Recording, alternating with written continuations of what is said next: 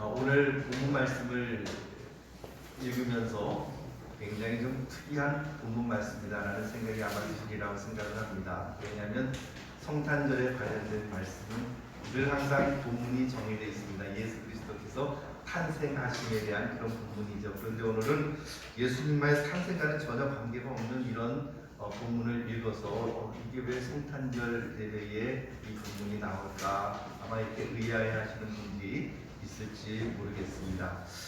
그런데 이제 오늘 여러분들과 같이 나누려고 하는 것은 오늘 설교 제목과 같이 성탄 카드와 또 한 장의 카드라고 하는 이런 제목으로 여러분들과 말씀을 나누려고 합니다. 여기에 관련되어 있는 그런 말씀이 오늘 본문의 말씀이기 때문에 오늘 본문을 이렇게 잡은 것이죠. 여러분들 성탄 카드 기억나시나요? 제가 대학생 시절 그리고 학생 시절 요즘은 성탄 카드를 주고받는 분들이 없는 것 같아요. 요즘은 다 그 인터넷상에서 성탄 카드를 이렇게 만들어 놓으면 사람들이 그냥 다운받아가지고 그걸 가지고 이렇게 서로 보내고 그렇게 하죠. 그렇지만 실질적으로 손으로 그리는 이 성탄 카드는 요즘은 만나기가 굉장히 희귀합니다. 요즘 들어서 아마 그런 성탄 카드를 나눈다 그러면 굉장히 의미가 있겠다라는 생각이 살짝 듭니다. 혹시 아르바이트 하시고 싶으신 분들은 요즘 성탄 카드를 한번 이렇게 만들어 보면 어떨까요? 잘 될 수도 있고 안 될 수도 있을 것 같아요. 중고등학교 시절 때는 항상 이때쯤 되면은 성탄 카드를 샀습니다. 기억나시나요? 그 성탄 카드 보면 항상 문광박사와 그리고 이제 하늘의 별 뭐 이런 것들 이런 카드를 만들어서 서로 주고받고는 했죠. 요즘은 이제 전혀 그런 카드를 주고받는 문화가 사라져 버리고 말았습니다. 자, 오늘 본문 말씀은 수전절과 관계가 있는 수전절을 배경으로 하고 있는 본문 말씀이에요. 한번 수전절이 무엇인지 한번 볼까요? 닦을 숫자에 큰 집 전자 그리고 마리절 혹은 때절 이렇게 되죠. 그래서 어떤 뜻을 가지고 있을까요? 성전을 닦은 절기다 이런 뜻을 가지고 있죠. 수전절. 그러니까 여기서 수라는 건 지킬 수의 돈 전자가 아니라 수전도 할 때 그 수전이 아니라 바로 닦을 수의 큰 집 전자를 쓰고 있습니다. 수전절을 배경으로 하고 있는데 수전절은 성경 전체를 통틀어서 바로 이 요한복음 10장 22절에만 딱 한 번 나타나는 절기입니다. 그러니까는 구약의 절기는 아닌 것이죠. 예를 들면 6월절, 수막절, 그 다음에 오순절, 혹은 뭐 칠칠절 이런 구약의 절기가 아니라 그 이후에 구약 이후에 나타난 절기가 바로 이 수전절입니다. 히브리어로는 이 수전절을 뭐라고 하면 하누카라고 해요. 뭐라고 그런다고요? 하누카. 하누카라고 하는 말은 동헌이라는 뜻을 가지고 있습니다. 그래서 어떻게 보면 이 수전절은 동헌절이다라고 이렇게 이야기를 할 수도 있겠죠. 이 수전절은 구약이 다 완성되고 난 이후에 약 한 주전 164년에 일어난 예루살렘 성전 수복과 관계되어 있는 그런 절기입니다. 그 당시에 이 중동 지방을 다스리고 있었던 왕조가 그리스의 알렉산더 대왕이 죽고 난 이후에 그 나라가 넷으로 쪼개져서 그 휘하 장수들에게 나뉘어지게 되죠. 그 중에서도 특별히 시리아에 거점을 두고 있었던 셀루쿠스 왕조가 바로 이 팔레스타인을 지배하고 있었습니다.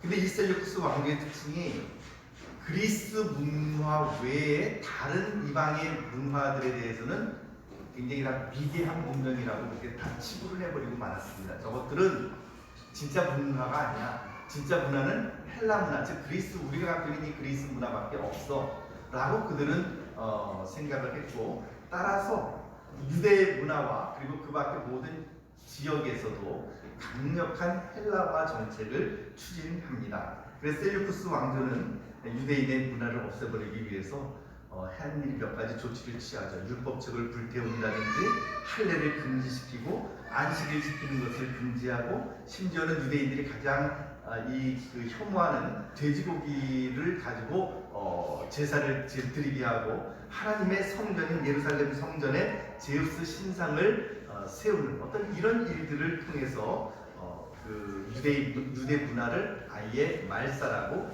모든 것을 다 헬라화 시키려고 생각을 했습니다.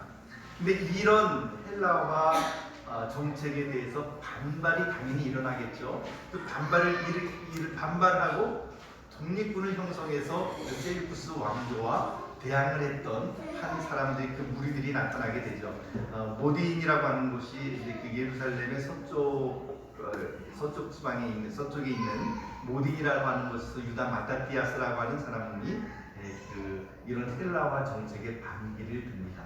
그리고는 이 셀루쿠스 왕조에 대해서 반란을 일으키고 드디어는 주전 164년 셀루쿠스 왕조의 손에 있던 예루살렘 성전을 회복하는 역사가 나타나게 되죠. 얼마나 감격스러웠겠습니까? 이방인의 손에서 더럽혀질 대로 더럽혀졌던 하나님의 성전을 다시 그들이 찾았고 하나님을 믿는 그 신앙을 이제 전파할 수 있게 되었다는 것이 그들에게는 얼마나 커다란 감격으로 다가왔을지 모릅니다.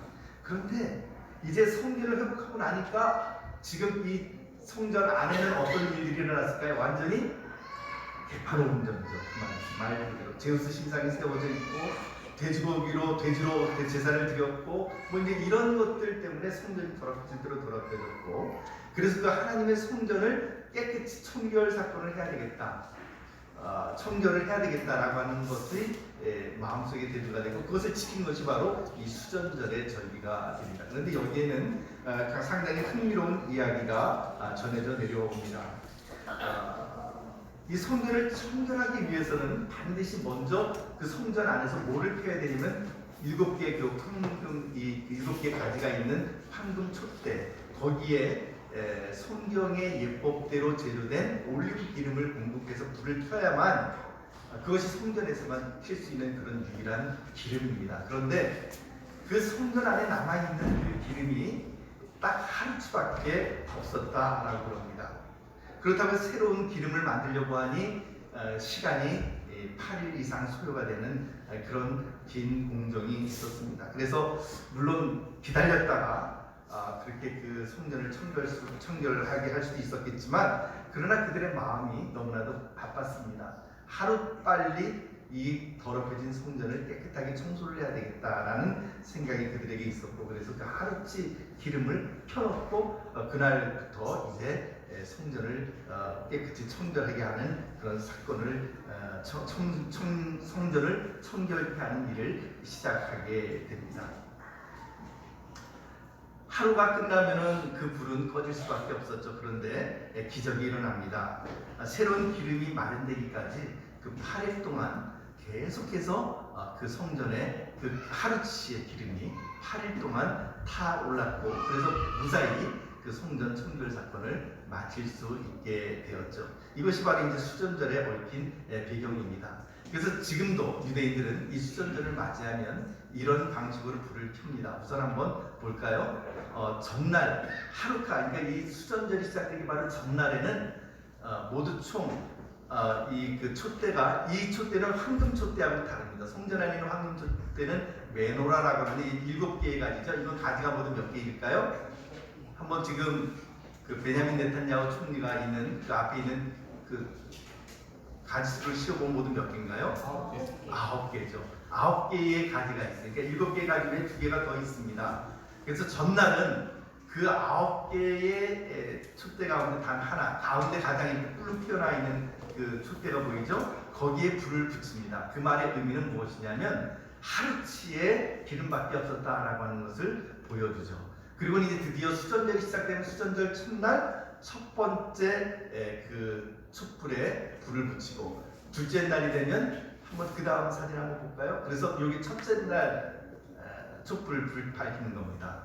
수전절 전날은 가장 가운데 있는 것, 높이 솟아있는 그 촛대에 불을 밝히고, 수전절 첫날은 첫 번째 촛불, 둘째 날은 두 번째, 세 번째 날은 셋째. 그래서 셋째 날은 어떤 형상이 되냐면 이런 식이 되는 거예요.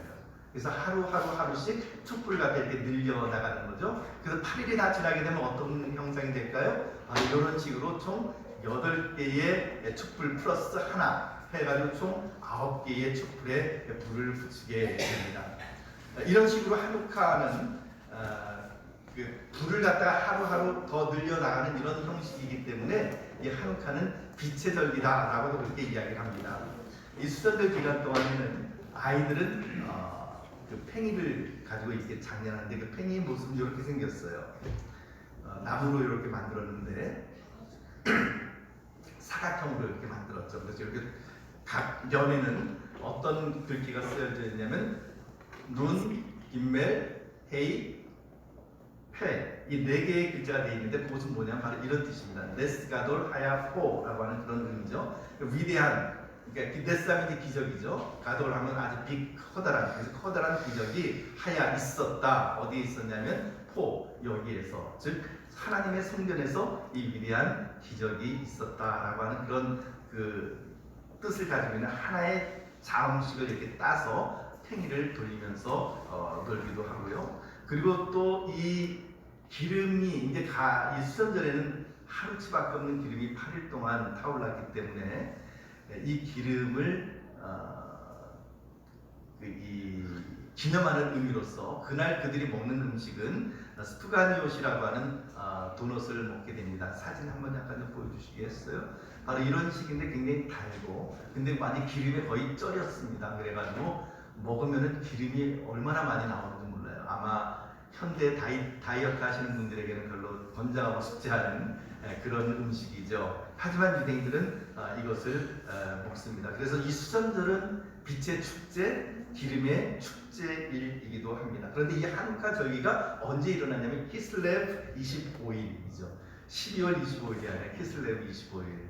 근데 이때가 언제냐면요, 크리스마스 때랑 거의 비슷하게 요게 딱 맞아 떨어집니다. 그래서 한우카 절기는 크리스마스하고 굉장히 가깝게 근접해서 일어나는 절기예요. 그래서 유대인들은 메리 크리스마스 대신에, 그 성탄절이 되는 메리 크리스마스 대신에 한우카 사미아, 그래서 해피 한우카 뭐 이런 뜻이 되죠. 그래서 그 성탄절 가까이 있는 한우카를 기념해서 크리스마스 카드 대신에 한우카 카드를 주고받습니다. 지금도 이런 식이죠. 저런 한우카 이 촛대를 그리고 그 다음에 스푸가니옷, 이 도너츠, 기름에 그 절인 기름, 그 다음에 팽이 뭐 이런 것들, 그 다음에 이제 금화 같은 것들은 아마 본인들의 어떤 소망을 나타내는 것 같아요. 이런 종류의 카드를 서로 이렇게 주고받습니다. 왜 제가 또 한 장의 카드라고 했을 때 바로 이 카드는 바로 이 한우카 카드를 의미하는 것인데, 이 한우카 카드와 그리고 이 한우카 절기가 우리들에게 의미하는 바는 무엇인가, 왜 제가 성탄절 때 이 이야기를 하는가, 뒤에 가서 제가 말씀을 드리도록 하죠. 우선 이 수전절에 대한 이 본문의 말씀을 우리 같이 한번 봅시다. 주님은 이 수전절에 예루살렘에 올라와서 성전을 거니셨습니다. 더군다나 오늘 본문 22절은 그때가 겨울이라고 부연 설명을 하고 있죠. 한번 23절 말씀을 같이 한번 22절 말씀 보면 예루살렘에 수전절이 이르니 때는 겨울이라, 바로 지금 때라는 거죠. 지금이 이제 그 겨울인데 23절 말씀 같이 읽어봅시다. 시작. 예수께서 성전한 솔로몬 흉곽에서 거니시니.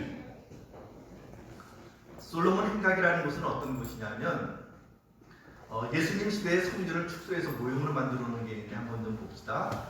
바로 이런 곳이죠. 밑에서부터 이게 이제 성전 남쪽인데 남쪽에 문이 두 개가 있어요. 그래서 두 군데를 이렇게 통해서 계단을 이렇게 쭉 올라가게 되어 있습니다. 그 다음 사진 볼까요? 그 문을 통해서 들어오게 되면 여러분들께서 보시는 것처럼 이제 그 이방인의 뜰이라고 하는 곳으로 이렇게 들어오게 되는데, 그 이방인의 뜰에 그 입구가 이렇게 두 군데가 나왔죠. 두 군데씩 같이 올라오는 곳입니다.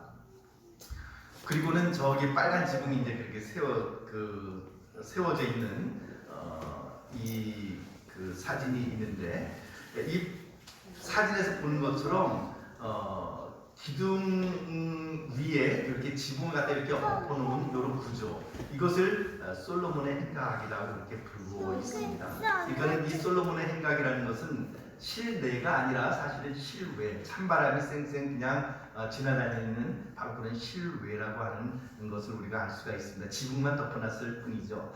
겨울이니까 바람도 아마 심하게 불었으리라고 생각을 합니다. 그런데 이 매서운 겨울 날씨에 예수님께서는 이 수전절에 성전에서 거니시면서 진리의 말씀을 증거하셨습니다.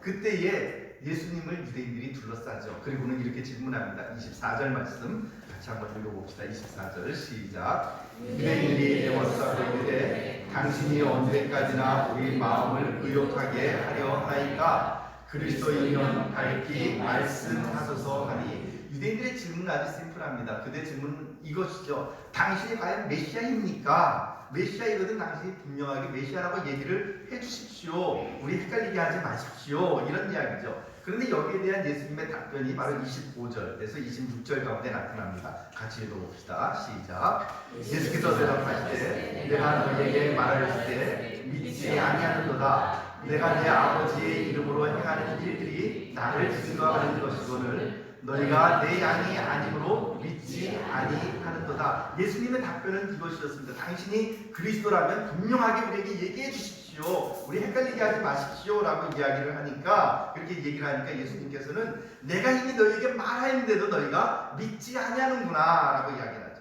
이미 내가 내 아버지의 이름으로 행하는 그 모든 일들이 내가 누구인지를 증명하고 있고 나를 증거하고 있고 내가 하는 말이 나를 증거하고 있고 내가 이미 너희에게 분명하게 메시아라고 이야기를 했음에도 불구하고 너희가 내 양이 아니기 때문에 나를 믿지 아니하는구나 라고 이렇게 이야기를 합니다. 사랑하는 성도 여러분, 우리의 마음이 이미 가려져 있고 우리의 마음이 닫혀 있으면 어떤 좋은 말을 해도 듣고 싶지 않습니다. 내가 듣고 싶지 않은 말들을 누군가 나에게 행하면은요, 그거 다 튕겨내버립니다. 절대로 받질 않죠. 반면에 내가 마음이 오픈되어 있을 때는요, 아닌 말을 해도 그것을 그냥 그대로 다 받아들이게 되는 경우가 얼마나 많이 있는지 모릅니다. 주님께서는 분명히 말씀하십니다. 내가 내 아버지의 이름으로 행하는 일들이 나를 증거하는 것이다. 2000년에 걸친 이 기독교의 역사가 우리에게 교훈하고 있는 것이 있습니다. 그것은 바로 무엇이냐면 교회와 그리스도인들이 언제나 세상과 구별되지 않을 때에 세상과 함께 기독교는 몰락하고 만다라는 것이죠. 313년에 그 기독교가 봉인되고 난 이후에 사건이 바로 그런 것을 우리들에게 보여줍니다. 기독교가 봉인되고 처음에는 물론 교회의 순수성이 어느 정도 지켜졌겠지만, 그러나 이제는 교회 나오지 않으면 사업할 수 없고 교회 나오지 않으면 관직에 올라갈 수 없고 교회 나오지 않으면 성공할 수 없는 그런 구조가 되었을 때 교회는 수없이 많은 사람들이 밀려 들어왔지만 반대로 교회의 영적인 부패는 거기에 비례해서 이제 더욱더 떨어지게 되는 것을 우리가 볼 수가 있습니다. 세상과 다르지 않으면 세상과 똑같이 몰락하고 만다라는 것입니다. 그러나 반대로 교회와 그리스도인들이 세상과 다른 그런 방향, 그리고 세상과 다른 말을 할 때에, 세상과 구별되는 일을 할 때에 그리스도인들은 언제나 세상에 어둠을 몰아내는 빛의 역할을 감당하고 있었다라는 것입니다. 사랑하는 성도 여러분, 오늘 여러분들이 행하는 말과 또 우리들이 행하는 일들은 우리가 누구인 것을 증명합니까? 주님은 말씀하셨습니다. 내가 행한 일과 내가 말한 말이 내가 누구인지를 증명한다라고 했는데, 오늘 세상 가운데에서 여러분들이 말씀하시는 말씀과 그리고 여러분들이 행하는 그 행동은 여러분들이 누구라고 하는 것을 알려주고 있습니까? 누구임을 증거하고 있습니까? 영원한 천국과 영원한 생명이 나에게 있다라고 말은 하는데, 실제로는 이 세상에서 내 삶을 끝내고 아무것도 그 다음에는 아무것도 없는 사람인 양 이렇게 살아가고 있지는 않은지, 눈에 보이는 것이 다 인 것처럼 그렇게 살아가고 있지는 않은지, 우리의 모습과 우리의 말과 행동을 돌이켜볼 필요가 있다라는 생각을 합니다. 사랑하는 성도 여러분, 유대인들은 주전 164년에 유다 마카비, 아까 이야기했던 유다 마따띠아스죠. 그의 별명이 마카비였습니다. 망치라는 뜻이죠. 유다, 그래서 마카비 혁명이라고 그러는데, 주전 164년에 일어났던 마카비 혁명이 혁명에서 그들이 수행했던 성전 청결 사건, 그리고 그때 일어났던 기적이야말로 하나님께서 그들과 함께 하셨다라고 하는 임마누엘의 기적이었다라고 생각을 하고, 하나님께서 그들과 함께 하신다는 사실을 받아들이고 기뻐했고 그날을 기념했고, 그것이 바로 오늘 우리가 바라보고 있는 이 한우카 수전절입니다. 그런데 놀랍게도 주전 164년 전에, 그러니까 예수님 탄생 164년, 정확하게는 한 170년 정도 됐겠죠. 그때 일어났던 그 수전절이, 그 하나님께서 함께 하셨다는 것을 기뻐했던 그 수전절이 약 한 170년 정도가 지나고 난 이후에, 아니죠, 200년 정도가 됐겠죠. 예수님께서 이제 성인이 되셨으니까 약 한 200년 정도가 지나고 난 그 이후에 예수님 당시 때에는 어떻게 변질이 되었습니까? 그 수전절의 유대인들은 성전을 회복하고 성령의 임재를 통해 8일이나 그들에게 불을 밝혀 주었던 것을 기념하고 기뻐했지만, 그러나 놀랍게도 그 성전의 본질 되시는 예수 그리스도, 하나님의 말씀이신 예수 그리스도, 그분이 그들의 앞에 거닐고 있었고 그들 앞에서 말씀을 선포하고 있었음에도 불구하고 그들의 눈이 가리워졌고, 그들은 오히려 예수님을 배척하고 예수님을 십자가에 못 박아 죽이는 그러한 우를 범해버리고 말았습니다. 그들은 성전 안에 계신 그 예수 그리스도께서 성전의 주인이시고 하나님이라고 하는 사실을 인정하지 않았고, 그리고 믿지 않았습니다. 참으로 역설적이 아닐 수 없습니다. 참 성전이시고 참 하나님이신 예수님께서 건물이신 성전 안에 들어오셨습니다. 그러나 유대인들은 참 성전이요 성전의 본질 되시는 바로 그 예수 그리스도를 보면서도 믿지 아니하였고, 받아들이지 아니하였고, 박해하고 무시하고 십자가에서 피 흘려 죽게 만들었습니다. 그들은 껍데기를 부여잡았지만 본질은 버려버리는 그런 어리석음을 결과적으로 저지르게 되고 말았던 것이죠.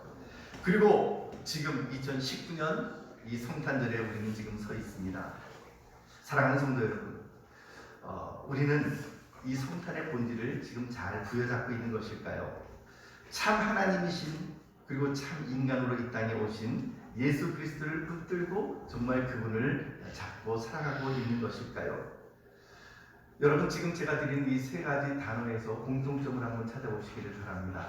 붕어빵, 바나나 우유, 그리고 또 뭐가 있을까요? 골드 키위. 공통점이 무엇일까요? 황금? 색? 그러고 보니까 그 황금하고 비슷하긴 하네요. 색깔이 다 또 옐로우하고 관계되어 있네요. 또 뭘까요? 붕어빵, 바나나 우유, 골드 키위. 맛있는 거예요. 네, 음식이죠. 그런데 제가 생각하는 이 세 가지 단어의 공통점은, 붕어빵에는 붕어가 없고, 바나나 우유에는 바나나가 없고요, 그리고 골드 키위에는 골드가 없습니다. 이름만 그렇게 갖다 붙였을 뿐이지, 그 맛만 그럴듯하게 냈을 뿐이지 사실은 그것과는 관계가 없는 것이죠. 여러분, 혹시 우리가 지내는 이 성탄절이 그것은 아닐까요?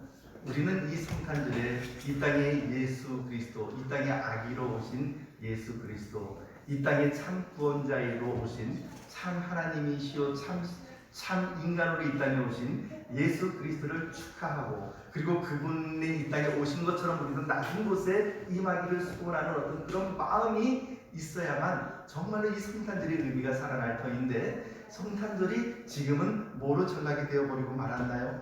지금은 그냥 허리데이로 그냥 전락이 되어버리고 말았습니다. 하누카 카드, 아까 우리가 보았던 하누카 카드, 예수 그리스도 없는 유대인들의 크리스마스 카드입니다. 바로 지금 이 시점에 그들이 서로 주고받고 있는 카드죠.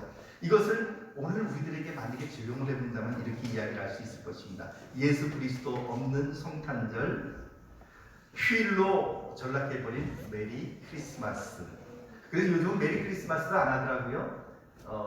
소위 의식이 있다라고 생각하는 사람은 해피 할리데이스라고 이렇게 서로 주고받는다는 말이 무엇입니까? 크리스마스, 즉 크리스마스라는 말의 어원이 어떻게 돼요?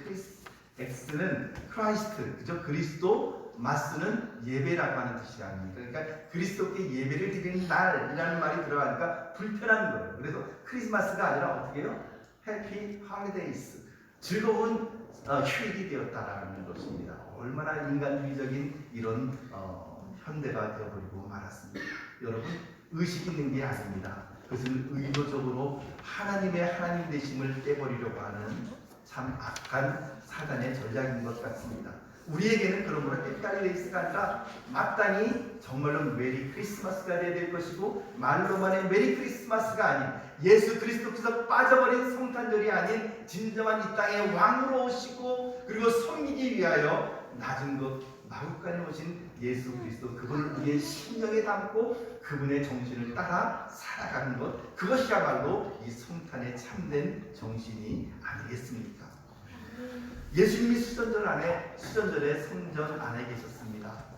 마카비가 아니라 성전을 청결하게 했던 약 한 200년 전에, 그 예수님 당시 때로 생각하면 200년 전, 지금 따지면 한 200년 전, 그때의 성전을 청결하게 했던 유다 마카비가 아니라 진정으로 성전을 청결케 하시고, 그렇게 그 성전이 바로 본인이라고 말씀하셨던 그 예수 그리스도, 참된 성전의 주인으로 이 땅에 오신 예수 그리스도 되셨지만, 그러나 그 당시에 유대인들은 그 예수님을 보지 못하고 예수님을 오히려 박해하고 말았습니다.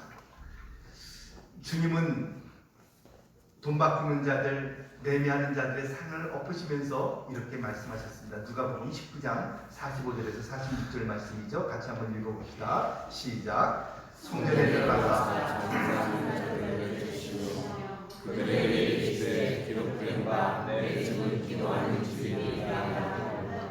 너희는 강도의 소를 만들었도다.